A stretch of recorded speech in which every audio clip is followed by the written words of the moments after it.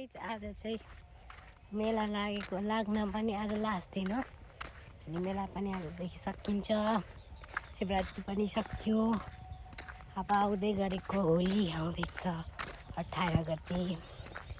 सबैजना होली मजाले मनाउनु होला। अनि म चाहिँ आज एक्लै छु, मम्मीहरूसँग भेट हुन्छ कि भन्ने आजले हिँडेको गाइज। मम्मीहरू हुनुहुन्छ कि हुनुहुन्छ ग्यारेन्टी छैन, त्यही भएर फटाफट जान्छु। हुनुहुन्छ भने हुनुहुन्छ, हुनुहुन्न भने एकछिन मन्दिर बस्छु अनि फर्केर आउँछु। केही एक्लै हिँड्नु घरमै फाइदा हो कि गाइज। दुईजना हुँदा मस्किँदै हिँड्नुहुन्थ्यो। अब एक्लै छु। अब हेर्नु सक्नुहुन्छ हामी अस्ति आएको म अब हाटेबाट आइरहेको छु। अनि मन्दिर पनि म आज मन्दिरमा लास्ट दिन मेला पनि कीर्तन पनि सबै सकिन्छ आज एकैचोटि। बेलुकी यो मन्दिर माथि रहन्छ अनि चाँडै कीर्तन पनि गरिराख्नुहुन्छ हाम्रो मम्मीहरू। शनिबार आएर अनि त्यसपछि कीर्तन गर्नुहुन्छ। आज चाहिँ अब लास्ट डे हो मन्दिरमा पनि। अनि ल धेरै पनि भन्दिनँ, छोटो नै भन्छु किनकि लामो गरेको ब्लगहरू बनेकै छैन गाइज।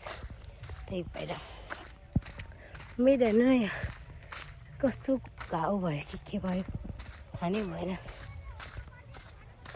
राति रुगा मर्की लागेर कस्तो पारिरहेछ गाइज, भन्न सक्नुहुन्न। म कहाँबाट जानु गाइज।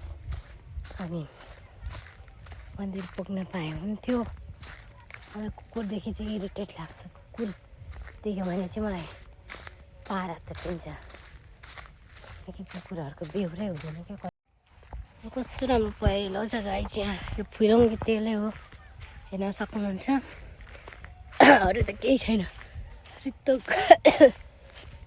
गाईहरू चढ्ने ठाउँ भएको छ अनि आलसहरू छ नि त्यति नै यतातिर त। अनि उहाँहरू सक्नुहुन्छ गाइज।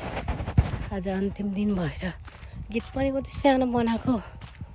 मेला अझै लागिरहेछ गाइज, अस्तिको भन्दा अलिक कम। तर म जाँदैछु यस्तो एक्लै, कताबाट हिँड्दैछु मलाई नै थाहा छैन। यता नि कुकुर उता नि कुकुर, कुकुर छ गाइज। घरिघरि कुकुरहरू पनि यस्तो पित्त पार्छ न। गएको गाइज यहाँनिर।